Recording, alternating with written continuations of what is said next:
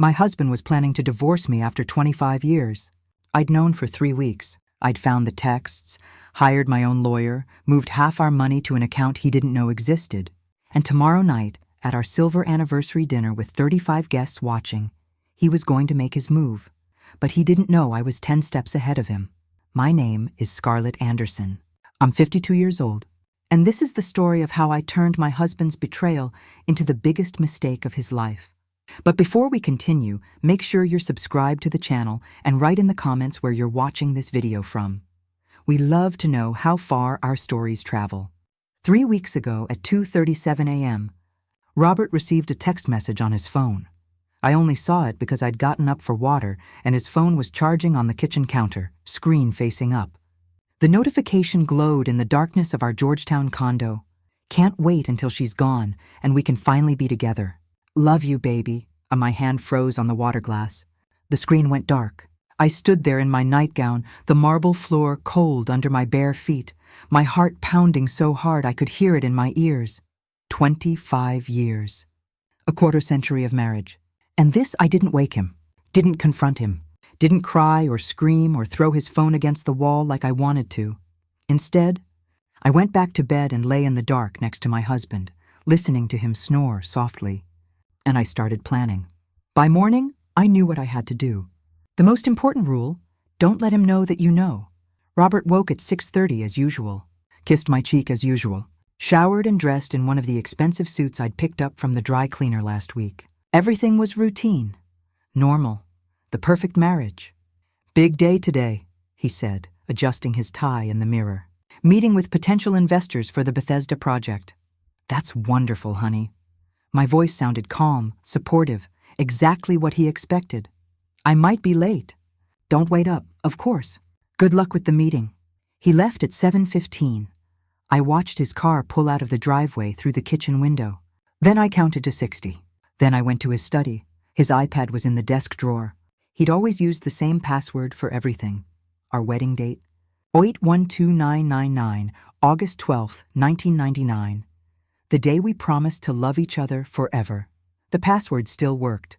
I opened his messages and started reading. Every text, every email, every carefully hidden conversation with the woman whose name started with A. Her name was Amber Hayes, 29 years old. His executive assistant at Anderson Development Group. They'd been together for 8 months. 8 months of lies. 8 months of late meetings and business trips, and I was too naive to see it. I read for 3 hours. My coffee got cold. My hands shook. But I kept reading because I needed to know everything. Robert, after the anniversary, we'll make it official. I'll tell Scarlett we're done. Amber, finally. I'm so tired of hiding. When do I get to move into the condo? Robert, soon, babe. The lawyer says if I play this right, I can keep the condo. Scarlett won't fight for it. Amber. Your mom said she'd help convince her to sign it over. My mother-in-law. Of course Helen was involved. She'd never liked me, never thought I was good enough for her precious son. I kept scrolling, building the picture piece by piece. They were going to wait until after our 25th anniversary celebration.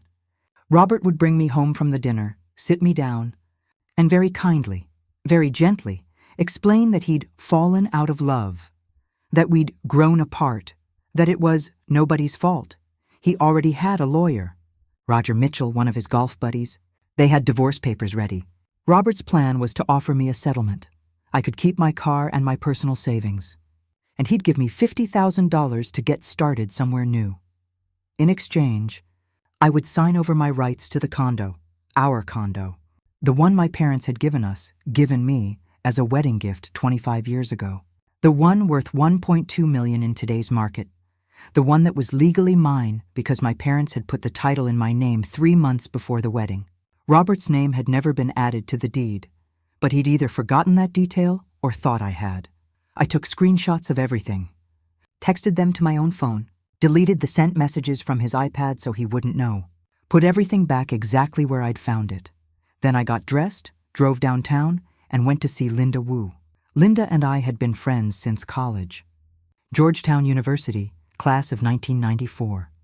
We'd been roommates, study partners, bridesmaids at each other's weddings. She'd become a family lawyer. I'd become an accountant. We'd stayed close even as our lives diverged. Her office was in a high-rise near DuPont Circle, all glass and modern furniture and a view of the city that probably cost more than my car. Scarlett? She looked surprised when her assistant showed me in. Is everything okay? I closed the door.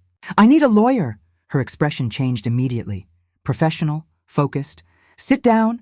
Tell me everything. I did. Showed her the screenshots. Told her about the plan. About Amber. About Helen's involvement. About the timeline. 3 weeks until our anniversary dinner, when Robert planned to destroy our marriage while pretending to be the victim. Linda listened without interrupting. Made notes. Asked clarifying questions. When I finished, she sat back in her chair. That bastard. Can he do it? Can he take the condo? Not legally, no. If your parents gave it to you before the marriage, it's your separate property. Virginia law is very clear about that. He'd need to prove he made significant improvements with his own money, which... She checked her notes. He hasn't, right? Never. I've paid for everything. Every renovation, every repair, every property tax bill. All from my accounts. Then he has no claim. But Scarlett, if he's working with a lawyer, they're going to try to pressure you. Make you think you have to give it up, especially if they catch you right after an emotional conversation. That's the plan. Hit me when I'm vulnerable. Linda's expression hardened. We're not going to let that happen. Here's what we need to do. She spent the next hour outlining a strategy. Protect my assets, document everything. Gather proof of the affair, move money to safety. Prepare for war. And Scarlett? Linda looked at me seriously. Don't tell him you know, not yet. Let him think his plan is working. Let him get confident. Let him get sloppy. How long do I have to pretend? Until the anniversary. That's when he's planning to make his move, right? Let him. But we'll be ready. What am I going to do at the anniversary? Linda smiled. It wasn't a kind smile. You're going to let him try to destroy you. And then you're going to destroy him instead. The hardest part wasn't the investigation. It wasn't moving money or gathering evidence or talking to lawyers. The hardest part was acting normal. Every morning, I made Robert's coffee. Every evening, I asked about his day. I smiled when he kissed me. I laughed at his jokes. I pretended not to notice when he disappeared into his study for an hour with the door locked. But I was watching everything. I noticed when $3,000 disappeared from our joint account. Robert's note, business expense. But I saw Amber's Instagram 3 days later, showing off a new designer handbag. My money, my savings, spent on his mistress. I noticed when another $2,000 vanished. Then $5,000. Then $8,000. I started documenting every withdrawal, every unexplained expense, every lie. I also noticed when Helen started calling more frequently, dropping by unannounced, making pointed comments. Scarlett, dear, she said one afternoon, sitting in my living room with tea I hadn't offered. You're looking tired. Are you taking care of yourself? I'm fine, Helen. She glanced around the condo as if appraising it, as if mentally decorating it for Amber. You know, Robert works so hard. He deserves to enjoy the fruits of his labor. A man at his age needs vitality. The subtext was clear. You're old, boring, replaceable. Robert seems very happy, I said pleasantly. For now. Helen smiled that thin smile of hers. But things change, don't they? People grow apart. Sometimes the kindest thing is to recognize when something has run its course. She was testing me, seeing if I suspected anything, planting seeds so that when Robert dropped the divorce bomb, it wouldn't seem so shocking. We've been together 25 years, I said. I think we're past the growing apart stage. Of course, dear. Of course. But her eyes said something different. After she left, I found a business card on my kitchen counter. Roger Mitchell, attorney at law, family law and divorce. She'd left it deliberately. Another seed, another way to make divorce seem inevitable. Almost reasonable. I took a photo and sent it to Linda. Her response came immediately. They're getting bold. Good. Overconfidence makes people stupid. I took a day off work and went to the bank. Told them I needed to review all our accounts. Joint checking, joint savings, credit cards, everything.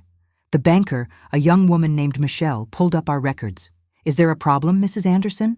Just doing some financial planning. She showed me the statements. In the past 6 months, Robert had withdrawn $43,000 from our joint savings in various increments. All marked as business expenses or personal needs, $43,000 of our money. Money I'd helped save. Money from my salary, my bonuses, my careful budgeting over decades, all spent on Amber. I'd like to open a new account, I said calmly. In only my name, of course. What type of account? Savings. And I'd like to transfer funds from the joint account. Michelle nodded. How much would you like to transfer? I did the math quickly. Our joint savings had $150,000. Half was legally mine. $75,000. She processed the transfer. Printed the confirmation. Handed me the paperwork for my new account, the one Robert knew nothing about. Is there anything else I can help you with today? Yes. I need statements for all joint credit cards for the past year. Itemized. She printed them. Pages and pages of charges. I took them home and went through every line. Restaurants Robert claimed were business dinners. Hotels for conferences that didn't exist. Jewelry from Tiffany. Clothes from Nordstrom. Flowers from an expensive florist. All for Amber. I made a spreadsheet. Documented everything. Sent copies to Linda. Her text came back. This is marital waste. He'll have to pay every penny back. Keep digging. With 1 week until the anniversary, Robert's behavior changed. He became almost giddy, affectionate in a way he hadn't been in years. Scarlett, my love, he said one morning, kissing me before work. I was thinking about our anniversary. It's a big milestone. 25 years? Silver? Yes, it is. I want to do something special. Really celebrate. Not just dinner with a few friends, something bigger. A real event. What did you have in mind? I've already reserved the private dining room at Marconi's. We'll invite everyone. Colleagues, friends, your boss, my boss. Make it a night to remember. A night to remember. He had no idea how right he was. That sounds wonderful. I'm thinking 35, maybe 40 guests. Everyone who matters in our lives. Everyone who would witness his betrayal. Except he didn't know that I knew. He thought he was controlling the narrative. Who should we invite? I asked innocently. He showed me a list. My colleagues from Wagner and Associates. His team from Anderson Development Group. Our neighbors. Old friends. Helen, of course. Amber Hayes wasn't on the list. Interesting. He was keeping his mistress separate from the performance. This looks perfect. I said, great, I'll send the invitations. He seemed nervous suddenly. Scarlett, I want you to know, whatever happens, I've always cared about you. Whatever happens. The coming betrayal, already cushioned with meaningless words. I know, I said, and kissed his cheek. That night, after Robert fell asleep, I finalized my own plans. I called the manager at Marconi's. This is Scarlett Anderson. My husband reserved your private dining room for this Saturday. Yes, Mrs. Anderson. Everything is ready. Dinner for 35. I have a special request. I need you to set up a screen and projector in the dining room. A screen? For what purpose? I want to show some photos during the dinner. Anniversary memories, of course. We can arrange that. There will be a small additional fee. That's fine. And one more thing. I need to control when the screen displays. Can you set it up so I can connect my laptop? Certainly. We'll have our AV tech configure everything before your event. Thank you. And please don't mention this to my husband. It's a surprise. Of course, Mrs. Anderson. Next, I called Linda. I need you at the dinner. Absolutely not. That's a terrible idea. I need a witness. Someone on my side. Scarlett, what are you planning? Justice. Silence on the other end. Then, you're going to confront him there. In front of everyone.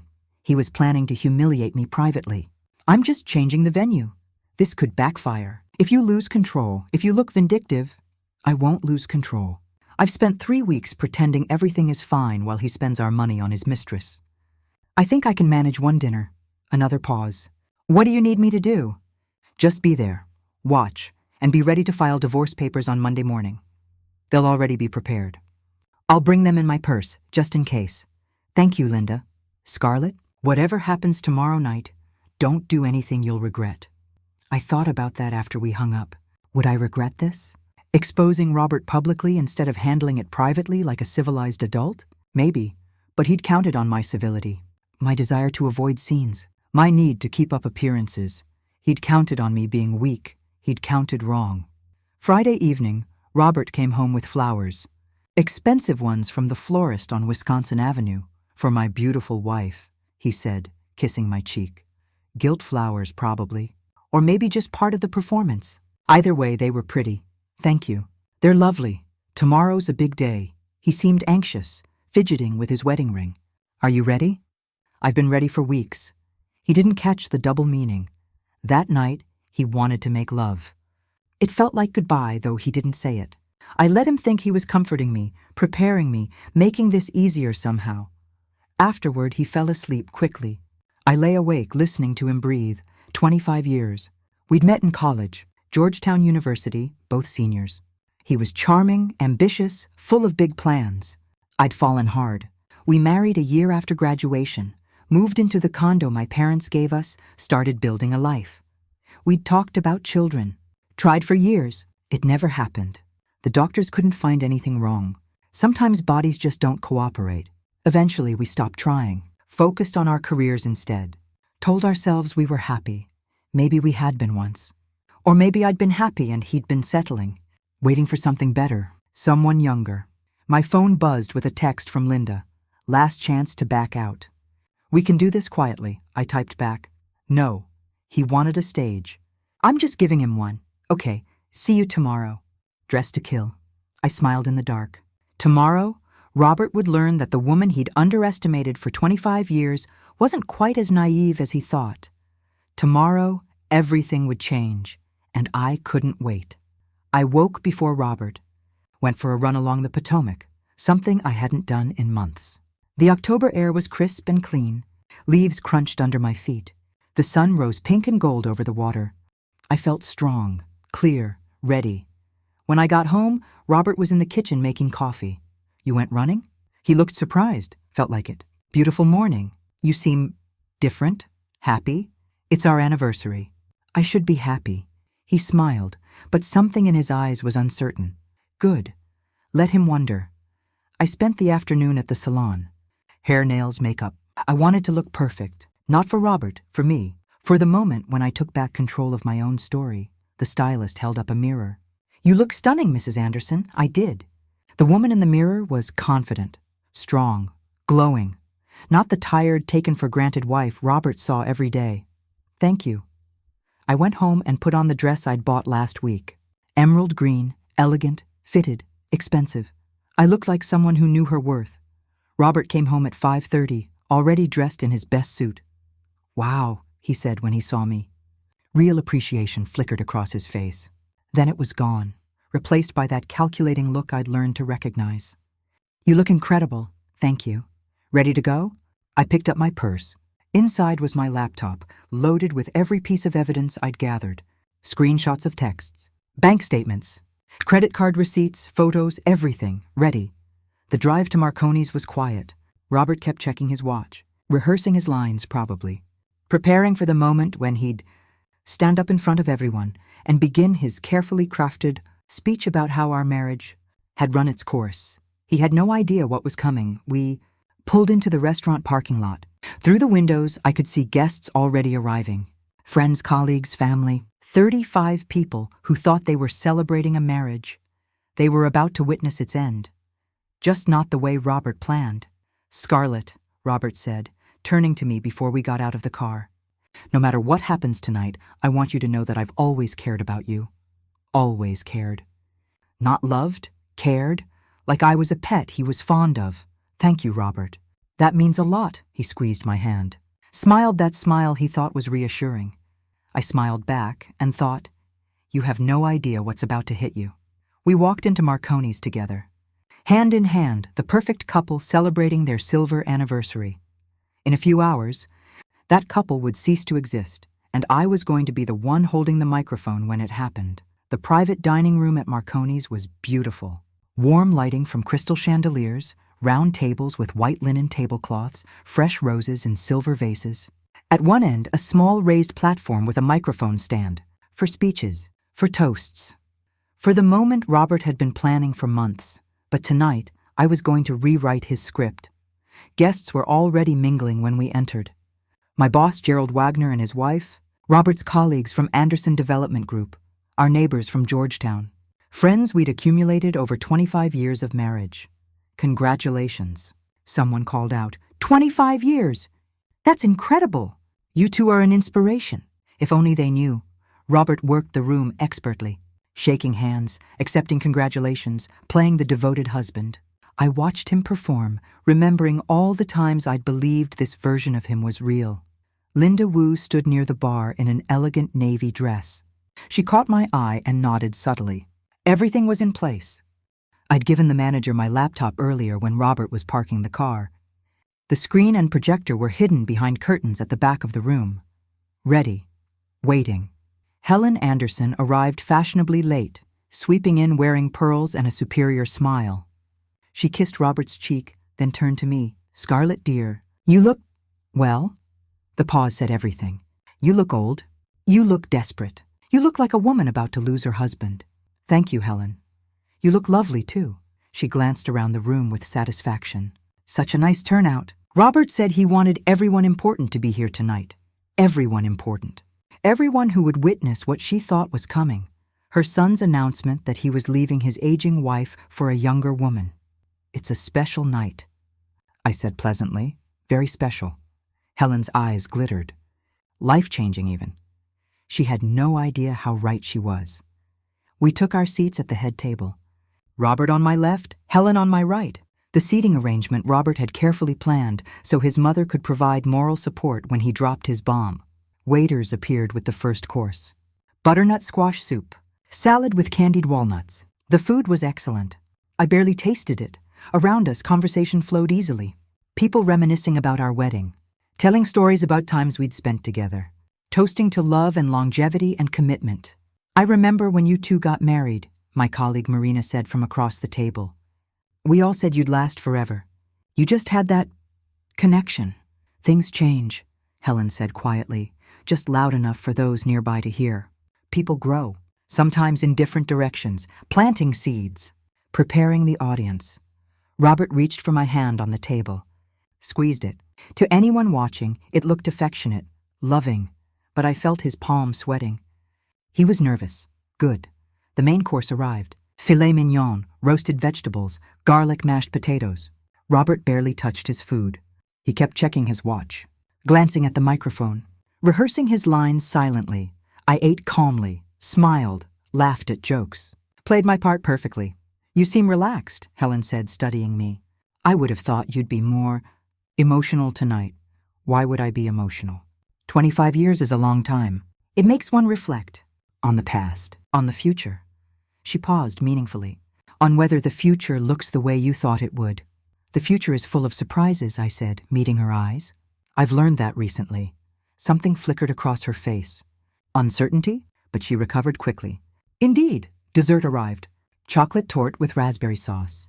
The waiters dimmed the lights slightly, creating atmosphere. Robert straightened in his chair. This was it, the moment he'd been waiting for. He caught the manager's attention, nodded. The manager approached the microphone. "Ladies and gentlemen, if I could have your attention, please. Mr. Anderson would like to say a few words." The room quieted. All eyes turned toward our table. Robert stood slowly, adjusted his tie, put on his most sincere expression.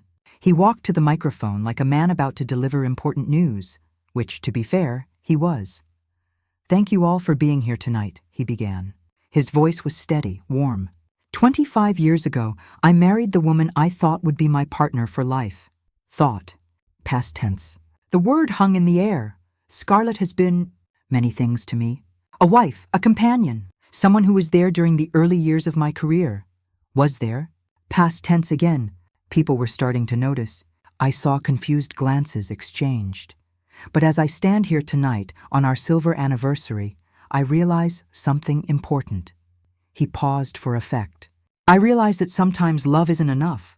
Sometimes two people can share a history without sharing a future. Gasps around the room. Helen was smiling slightly, trying to look sympathetic. My boss Gerald looked shocked. What I'm trying to say is... Robert took a breath. Scarlett and I have grown apart. We want different things. We've become different people. And after much thought, I've decided...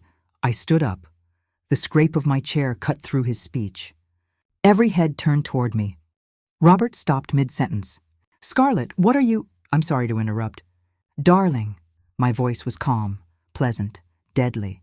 "But before you continue, there's something I'd like to show everyone. This isn't the right time. I think it's the perfect time."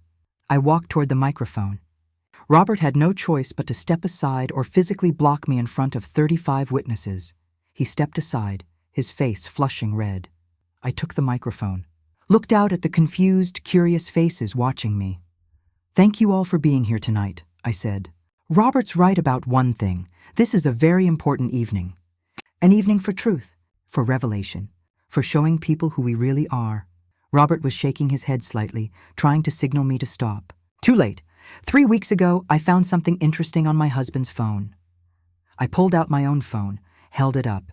A text message from someone named Amber. It said, "Can't wait until she's gone and we can finally be together." The room went completely silent. You could have heard a pin drop. "Scarlett, stop this right now." Robert's voice was strangled. At first, I didn't understand. Who was Amber? Why would she be talking about me being gone? So I did what any good accountant would do. I investigated. I nodded to the manager. He pulled back the curtains, revealing the large screen. My laptop was already connected. What I found was fascinating.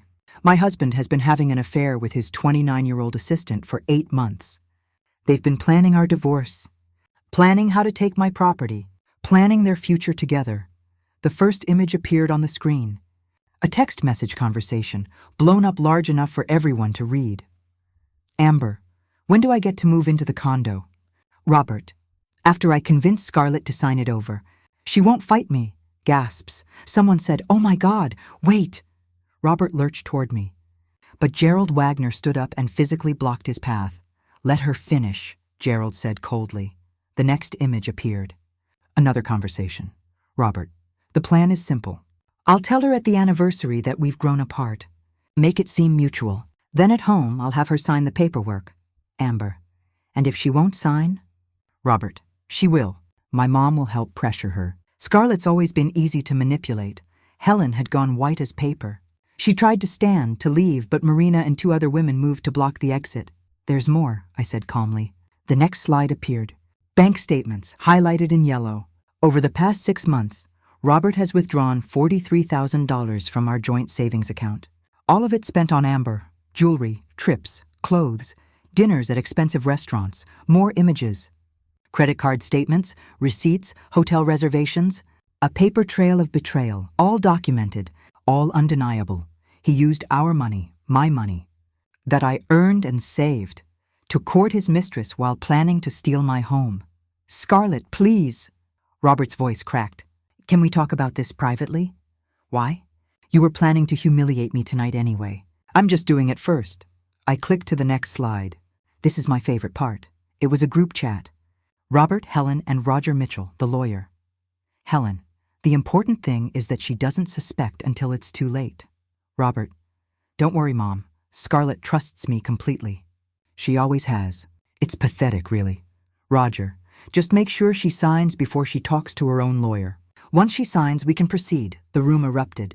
People shouting, standing up, pointing at Robert and Helen. You bastard! Someone yelled. 25 years and this is how you repay her? What kind of monster are you? Robert's boss, Michael Bradford, stood up slowly.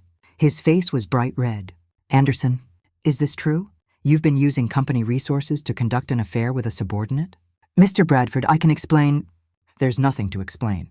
This is a violation of our ethics policy. You're suspended effective immediately pending investigation. You can't watch me. Bradford turned to me. Mrs. Anderson, on behalf of Anderson Development Group, I apologize for this disgrace. I nodded graciously.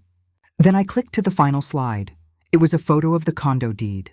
My name. Only my name. Not Robert's. For those wondering about the property Robert was planning to steal, I said, my voice carrying clearly through the chaos. This condo was a gift from my parents before our marriage. It's titled solely in my name. Robert has no legal claim to it. He never did. I set down the microphone and looked at Robert. He was standing there, paralyzed, his entire plan collapsing around him in real time. But don't worry, darling, I said softly, so only he could hear. I'm sure Amber will be very understanding when you explain that you're homeless and unemployed. His eyes filled with tears. Actual tears. Scarlett, please. We can work this out. I made mistakes, but we're done. I picked up my purse. My lawyer will contact yours on Monday. You can keep your car and half the cabin. Everything else is mine. Oh, and Robert? I leaned closer. You'll also be reimbursing me for the $43,000 you stole. With interest, I turned to the room. Most of the guests were standing, some comforting each other, some glaring at Robert, some filming on their phones. I apologize for ruining your evening, I said. But I thought you all deserved to know the truth about the man you came here to celebrate. Thank you for coming. I walked out. Behind me, chaos erupted. Yelling, accusations, Helen's voice shrieking, "This is all a misunderstanding." Robert trying to defend himself to his boss. Friends and colleagues turning their backs. Linda caught up with me in the hallway. "Holy shit, Scarlett. Too much?" "That was the most savage thing I've ever witnessed." She was grinning. "I have divorce papers in my car. Want to sign them now?" "Yes." We sat in her car in the parking lot. She pulled out the documents. I signed them with shaking hands, the first time all night I'd allowed myself to show any emotion. "Are you okay?" Linda asked gently. "No." My voice cracked. "But I will be. You were incredible in there. Strong, controlled, powerful. I didn't feel powerful. I felt destroyed. Then you're a hell of an actress. Because you looked like a queen executing judgment." I laughed, a sound halfway between humor and tears. "What happens now?" "Now I file these on Monday. We wait for Robert's lawyer to respond. We go to court, we win. You get everything you're entitled to, and he gets exactly what he deserves, which is nothing." Through the restaurant windows, I could see people starting to leave. Some shot disgusted looks toward the building. Some were on their phones, undoubtedly spreading the news. Robert's car was still in the lot. He hadn't come out yet. "Do you think he'll fight this?" I asked. "He might try. But Scarlett, after tonight? After that video?" She gestured toward the people leaving, phones out. "He has no credibility left. No job, no money, no moral high ground. What's he going to fight with? Pride. Then let him try. We'll crush him." I watched more guests leave. Then I saw Robert finally emerge. Helen clutching his arm, both of them looking shell-shocked. Some of the departing guests actually turned away when Robert tried to speak to them. "I should feel bad," I said quietly. "I just destroyed him in front of everyone he knows. He tried to destroy you first. You just did it better." We sat in silence for a moment. Then Linda started the car. "Come on. Let's get you home." "Not home. The condo doesn't feel like home anymore." "My place then." "We'll open wine. You can crash in my guest room. Tomorrow we'll start planning your next move." "What is my next move?" She looked at me seriously. "Whatever you want it to be. That's the beauty of freedom. You get to decide." As we pulled out of the parking lot, I looked back at Marconi's one last time. The place where my marriage had ended, where I'd taken back my power, where I'd stopped being a victim and became someone who fought back. 25 years had ended tonight, but something else had begun, and for the first time in weeks, I felt something other than anger or grief. I felt strong. Woke up the next morning in Linda's guest room with sunlight streaming through unfamiliar curtains and my phone, buzzing like a swarm of angry bees. 17 missed calls, 43 text messages, 12 voicemails. I turned the phone off and went back to sleep.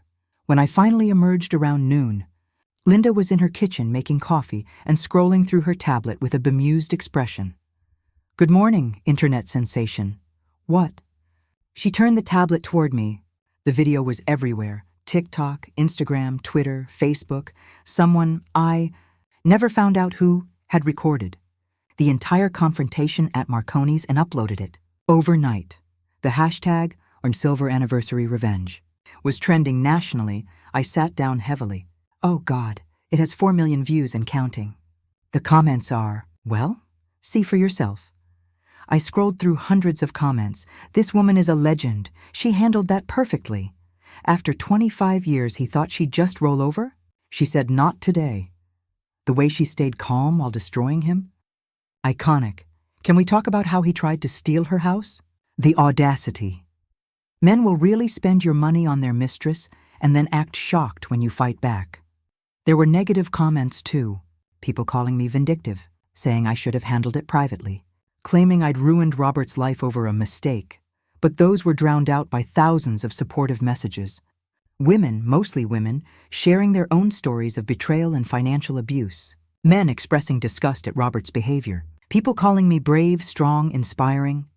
I didn't want this, I said quietly. I just wanted to stop him from controlling the narrative. Well, you definitely did that. The whole country knows what kind of man Robert Anderson is now. Linda poured coffee into 2 mugs. How do you feel? Numb, exhausted, relieved, terrified, all of it at once. My phone, still off, sat on the counter like a bomb. I knew what would be waiting when I turned it back on. Messages from Robert, from Helen, from friends and strangers. Reporters wanting interviews. You don't have to deal with any of it today, Linda said. Stay here, rest. Tomorrow we'll start the legal process. What about work? I was supposed to be in the office Monday. I called Gerald this morning, told him you're taking a few days. He said, take as long as you need. Your job is secure. I felt tears prick my eyes. Everyone's being so kind, because you deserve kindness. And because what Robert did was unconscionable. She sat across from me. Scarlett, I know this feels overwhelming right now. But you did the right thing. You protected yourself. You exposed the truth. And now you're going to move forward and build a life that's entirely yours. What if I don't know how? Then you'll learn. Just like you learned how to gather evidence and plan a legal strategy and stand up in front of 35 people and take your power back. She squeezed my hand. You're stronger than you think. By Monday, the video had 12 million views. News outlets were covering it. Morning talk shows were discussing it. I'd become a symbol for something I didn't quite understand. Women refusing to be victims, standing up to betrayal, fighting back. Linda filed the divorce papers Monday morning. By afternoon, Robert's lawyer, no longer Roger Mitchell, who'd quietly withdrawn from the case, had received them. His new lawyer was a young public defender named Tom Chen, overworked, underpaid, dealing with a client who had no money and no case. Mitchell dropped him the day after the video went viral, Linda explained over the phone.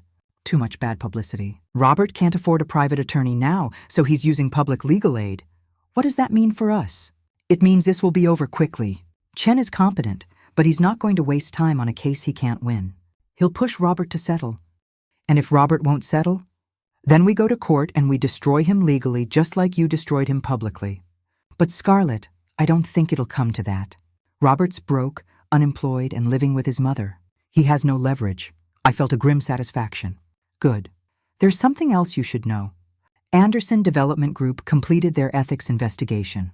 Robert was terminated for cause, conducting an affair with a subordinate, misusing company resources, and bringing negative publicity to the firm. He lost all his stock options and his full severance package. How much did that cost him? About $180,000 in severance alone, plus another $320,000 in unvested stock options. That would have matured over the next 3 years. $500,000. Gone. Because Robert couldn't keep his pants zipped. And Amber Hayes? I asked. Disappeared. Deleted all her social media. Supposedly moved back to Ohio to live with her parents. She quit Anderson the day after the video dropped. Didn't even give notice. Just vanished. So Amber had gotten what she wanted after all. An escape from the disaster she'd helped create. While Robert was left holding the bag. When's our first court date? Preliminary hearing is next week. Discovery period after that. Final decree, probably by Christmas if Robert doesn't fight. Christmas. 6 weeks away. My first Christmas alone in 25 years. The thought should have made me sad. Instead, I felt relieved. I went back to Wagner and Associates the following Monday, exactly 1 week after the video went viral. Walking through the office was surreal. Everyone had seen it. Everyone knew. But instead of the judgment or pity I'd feared, I was met with something else entirely. Respect. The receptionist smiled warmly. Welcome back, Mrs. Anderson. We've missed you. My assistant Jennifer had coffee waiting at my desk, along with a small card signed by the entire accounting department. You're an inspiration. We're proud to work with you. Gerald Wagner called me into his office before lunch. Scarlett, I wanted to speak with you privately. He gestured to a chair. First, how are you holding up? I'm managing. Good. Now, I have 2 things to discuss. First, as I mentioned before all this happened, we're promoting you to Senior Vice President of Financial Operations. 10% salary increase, larger bonus structure, more autonomy over department operations. Gerald, you don't have to. This isn't charity. You've been underpaid for years because you never pushed for more. You let your husband's career take priority. That ends now. You're one of the most talented financial minds I've worked with. This firm needs you. I felt emotion tighten my throat. Thank you. Second thing. He leaned forward. You're going to get interview requests. Media attention. People wanting to hear your story. That's your business, not mine. But if you decide to speak publicly, I want you to know this firm stands behind you. What you did took courage. Some people think I was cruel. Some people have never been betrayed by someone they trusted for 25 years. Ignore them. He stood, extended his hand. Welcome back, Scarlett. Your team missed you. I left his office feeling something I hadn't felt in weeks. Valued.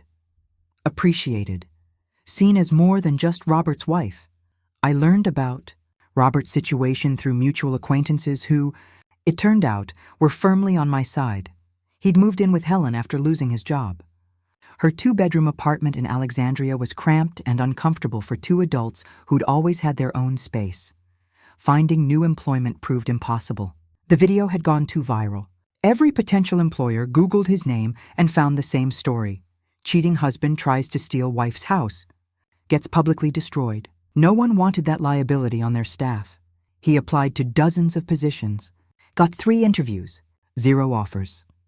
By the 2nd week, he was applying to jobs beneath his qualifications. Project manager instead of VP, coordinator instead of director. Still nothing. By the 3rd week, he was driving for Uber. I heard this from Marina, who'd run into him at a gas station. He was filling up a 10-year-old Honda, she told me over coffee. Not his Lexus. I guess he had to sell that. He looked awful, Scarlett. 10 years older, gray, defeated. Did he say anything? He saw me and just deflated. Like he wanted to disappear. I didn't speak to him. What would I say? I sipped my latte, feeling nothing. No satisfaction, no guilt. Just emptiness where love used to be. Do you feel bad? Marina asked carefully. About what happened to him. Should I? I don't know. Some people think you went too far. He tried to steal my home, Marina. My parents gave me that condo. He had no right to it. He planned to manipulate me into signing it away and then throw me out. He spent $43,000 of our money on his mistress. Should I feel bad that he's facing consequences? No, you're right. I'm sorry. Don't apologize. Everyone's going to have an opinion. I can't control that, but privately, late at night when I couldn't sleep, I did think about Robert. About the man I'd married at 27, full of dreams and ambition and love. What had happened to that man? When had he become someone capable of such cruelty? Or had he always been that person? And I'd just been too young, too trusting, too in love to see it. Helen called me 2 weeks after the video went viral. I'd blocked her number, but she borrowed someone else's phone. Scarlett, we need to talk. We don't. You've ruined my son's life. You humiliated him publicly. You destroyed his career. All because of one mistake. One mistake that lasted 8 months and cost $43,000. Men stray. It's natural. You should have handled this privately, with dignity. I laughed. Actually laughed. Like Robert was going to handle divorcing me? With dignity? In front of all our friends? That's different. How? How is it different? Silence. Then, you were always cold, Scarlett. Always so controlled. No wonder Robert looked elsewhere. A man needs warmth, affection, passion. You gave him spreadsheets and schedules. The words stung because they echoed my own insecurities. Had I been cold? Had I driven him away? But then I remembered. I'd loved Robert completely. I'd supported his career, managed our home, been faithful and loyal and present for 25 years. If he'd needed something I wasn't giving, he could have talked to me. Gone to counseling, tried to fix our marriage. Instead, he'd lied, cheated, and plotted to steal from me. That wasn't my failure. It was his. Goodbye, Helen. Wait, Scarlett, Robert has nothing. No job, no money, no future. You took everything from him. How is he supposed to survive?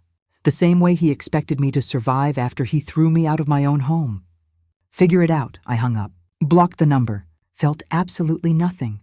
The courthouse in Arlington was gray concrete and fluorescent lights and decades of other people's failed marriages absorbed into the walls. Linda met me outside on a cold November morning. Ready? As I'll ever be. Robert was already inside with Tom Chen, his public defender. He looked terrible, thin, gray, wearing an off-the-rack suit that didn't fit properly. When he saw me, something flickered in his eyes. Pain, regret, hatred, I couldn't tell. The judge was Patricia Simmons, early 60s, silver hair, sharp eyes behind reading glasses. Good morning. I've reviewed the preliminary filings. She looked at Robert with barely concealed distaste. Mr. Anderson, you understand you're contesting this divorce? Yes, Your Honor. His voice was quiet, defeated. On what grounds? My client believes the property division is unfair, Tom Chen said, standing. He's requesting... The Georgetown condo was gifted to Mrs. Anderson by her parents 3 months before the marriage. It's her separate property. What exactly is your client requesting? Chen hesitated. Compensation for improvements made to the property during the marriage. Did your client make improvements? He contributed to household expenses. That's not improvements. That's living there. Mrs. Anderson paid all property taxes, maintenance, and renovation costs from her personal accounts. Your client contributed exactly nothing. Request denied. Robert's face flushed red. Regarding the $43,000 in marital waste, Judge Simmons continued, does your client dispute that he spent this money on an extramarital affair? No, Your Honor, but then he'll be reimbursing Mrs. Anderson, full amount. I'm also awarding Mrs. Anderson 50% of Mr. Anderson's retirement account, half the value of the Shenandoah cabin, and half the value of his vehicle. Mr. Anderson retains sole responsibility for any debt incurred during the affair. Chen tried again. Your Honor, my client is currently unemployed. He has no means to. That's his problem. He spent lavishly when he had money. Now he can pay it back when he doesn't. Maybe he should have thought about that before conducting an affair. She made notes. Final decree will be issued December 15th, unless Mr. Anderson wishes to contest further. We don't contest, Chen said quickly. Smart choice. This court is adjourned. The gavel struck. It was over. 6 weeks from start to finish. 25 years of marriage dissolved in one short hearing. Robert tried to approach me in the hallway. Scarlett, please. Can we talk? Linda stepped between us. No contact. All communication goes through lawyers. I just want to explain. There's nothing to explain, I said quietly. Goodbye, Robert. His eyes filled with tears. I'm sorry. I'm so sorry. I was stupid and selfish, and I threw away the best thing that ever happened to me. Please, I don't know what to do. Part of me, the part that had loved him for 25 years, wanted to comfort him, to tell him it would be okay, to help him figure out his next move. But that part of me had died the night I found his texts. The man standing in front of me was a stranger, and his pain was not my responsibility. You'll figure it out, I said. You're good at making plans. I turned and walked away, didn't look back. I spent Thanksgiving with Linda and her family. Her husband made terrible jokes. Her teenage kids showed me TikTok videos analyzing my takedown of Robert. Her mother told stories about her own divorce 40 years ago. You did good, honey, the older woman said, patting my hand. My ex tried to take everything too. I let him because I didn't know better. You knew better. You fought. That's important. Some people think I was too harsh. Some people have never been stolen from by someone they loved. Ignore them. After dinner, Linda and I sat on her back porch with wine and blankets against the cold. How are you really doing? She asked. Honestly? I don't know. I'm relieved the divorce is almost over. But I also feel empty. Like I spent 25 years building something and now it's just gone and I don't know who I am without it. You're Scarlett Anderson, Senior VP, brilliant accountant. Woman who doesn't take shit from anyone. That's who you are. That's who I'm becoming. I don't know if it's who I've always been. Maybe not. But maybe the woman you were before was someone you thought you had to be. For Robert. For his mother. For everyone but yourself. She topped off our wine. Now you get to decide who you actually want to be. What if I don't know? Then you figure it out. You're 52, Scarlett. You could live another 40 years. That's a lot of time to become whoever you want. I thought about that. 40 more years. 40 years of making my own choices, living by my own rules, answering to no one but myself. It was terrifying.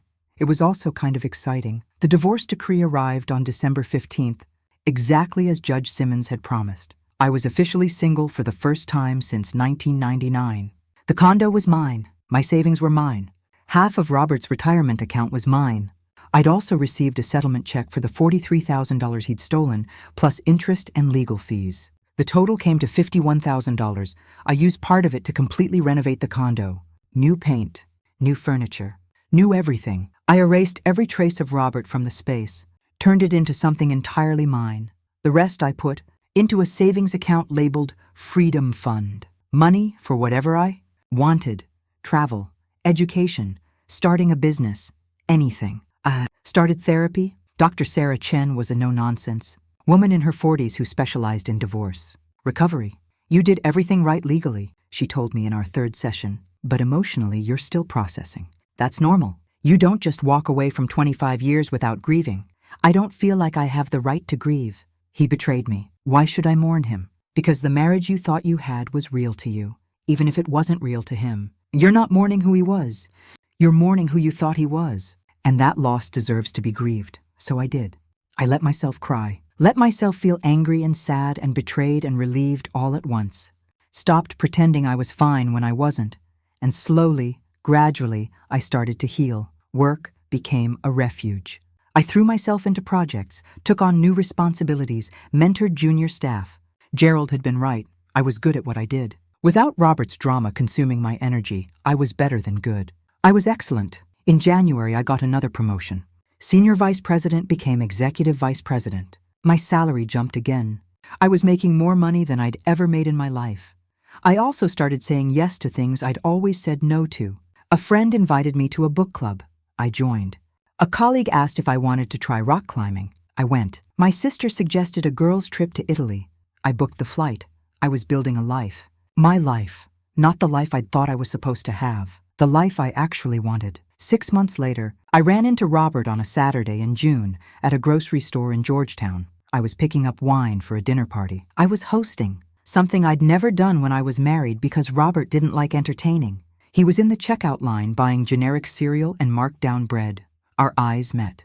I saw him flinch, scarlet. Robert, awkward silence. I could see people around us noticing, recognizing. Some whispered. Some openly stared. "You look good," he said finally. Different. I was different. New haircut. Confident clothes. The posture of someone who knew her worth. "Thank you. I heard you got promoted again. Executive VP now?" "Yes, that's great. Really great. You deserve it." He shifted his basket uncomfortably. "I'm working at a property management company. Entry level. It's not much, but it's something. I'm glad you found work." "Yeah." He laughed bitterly. "Turns out viral videos make you unemployable in your own field. Who knew?" I didn't respond. His employment problems were not my concern. Scarlett, He took a breath. "I know I don't deserve to say this, but I need to. I'm sorry. For everything. For Amber. For trying to take the condo. For how I treated you. I was selfish and cruel and stupid. You deserve so much better than what I gave you." I looked at him closely. Saw genuine regret in his eyes. Also exhaustion. Defeat. The consequences of his choices written in every line of his face. "Thank you for saying that," I said. Do you think you'll ever forgive me?" I thought about that. Forgiveness. What did that even mean? Letting go of anger? Wishing him well? Pretending it never happened? "I don't know," I said honestly. "Maybe someday. But Robert, even if I forgive you, we're not going back. What we had is gone. You destroyed it." "I know," his voice cracked. "I think about it every day. What I lost. What I threw away. For what? For 8 months with someone who didn't even stick around when things got hard? I'm sorry you're hurting. I really am. But that's not my problem anymore. I know. You're right. He wiped his eyes. "I hope you're happy. I hope you find someone who deserves you. Someone who sees how incredible you are. I already found someone who deserves me." "Who?" "Me." I paid for my wine and left. As I walked to my car, I felt something release in my chest. Some last thread connecting me to who I used to be finally snapped. I'd spent 25 years defining myself as Robert's wife, supporting his career, managing his home, being his partner. I'd made myself smaller so he could feel bigger. Never again. 1 year later, I stood in the private dining room at Marconi's exactly 1 year after the night that changed everything. But this time it was different. This time I'd rented the room for a different celebration. My 50th birthday. Wait, no, I was 53 now. Hard to keep track when you're busy living instead of surviving. 30 people were there. Linda and her family. My sister Caroline. Colleagues from work. Friends I'd made over the past year. My therapist Sarah, who'd helped me rebuild myself from the inside out. No Robert. No Helen. No ghosts from the past. Just people who loved me for who I actually was, not who they needed me to be. Speech. Someone called out. I stood, took the microphone. The same microphone I'd held a year ago when I'd destroyed my marriage and reclaimed my power. "Thank you all for being here," I said. A year ago, my life completely fell apart in this room. And honestly, it was the best thing that ever happened to me. Laughter. Understanding nods. I spent 25 years being someone's wife, someone's daughter-in-law, someone's supporting character. I thought that was love. I thought that was marriage. Turned out, it was just me making myself small. I looked around the room at faces that actually saw me. This past year, I learned something important. You can't lose yourself in someone else and call it love. Love, real partnership, doesn't require you to disappear. It doesn't demand you sacrifice everything. It doesn't steal from you while promising forever. More nods. A few people wiping eyes. So here's to the past year. To learning who I am when I'm not trying to be who someone else needs. To building a life that's actually mine. To friends who showed up when I needed them. And to the next chapter, whatever it brings. I raised my glass. To becoming the person you were always meant to be, even if it takes 53 years to get there. Here. Everyone chorused, we drank, we ate. We laughed until our sides hurt, and later, when I drove home to my beautiful condo, filled with my things, decorated my way, paid for with my money, I felt something I hadn't felt in years. Peace. My phone buzzed. A text from an unknown number. Scarlett, it's Robert. I know I shouldn't contact you, but I saw your birthday post on social media. You look happy. I'm glad. You deserve all the happiness in the world. I'm sorry I wasn't the person who could give it to you. I hope someday you can forgive me, but I understand if you can't. Be well. I read it twice. Felt nothing but mild sympathy for a stranger's pain. Then I deleted it. The past was gone. Robert was gone. The woman who'd let herself be diminished was gone. In their place was someone new, someone stronger, someone who knew her worth and wouldn't settle for less. I poured a glass of wine, stood on my balcony overlooking Georgetown, and watched the city lights sparkle in the darkness. Somewhere out there, Robert was probably working his entry-level job, living with his mother, regretting every choice that had led him to lose everything. And somewhere out here, I was living my best life, single, successful, free. The universe has a funny way of giving people exactly what they deserve. Robert had wanted a new life with a younger woman in a luxury condo. Instead, he got unemployment, public humiliation, and his mother's couch. I'd wanted to save my marriage, to keep my family together, to make things work. Instead, I got freedom, success, and peace. Not what either of us planned, but exactly what we both deserved. I raised my glass to the night sky. Here's to revenge, I said softly. And to the fact that living well is the sweetest kind. The city didn't answer, but the silence felt like agreement. And for the first time in 25 years, I was exactly where I belonged. Alone, but not lonely. Free, and finally, completely myself. If this story moved you, please don't forget to like and subscribe.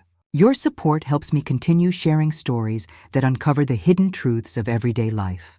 There are so many more untold stories waiting to be revealed. Thank you for being here. Now tell me, what would you have done if you were in their place? I'd love to hear your thoughts. Please share them with me in the comments below. On the screen, you can see 2 more life stories I strongly recommend. There are many more waiting on my channel. Don't forget to subscribe. See you in the next life story.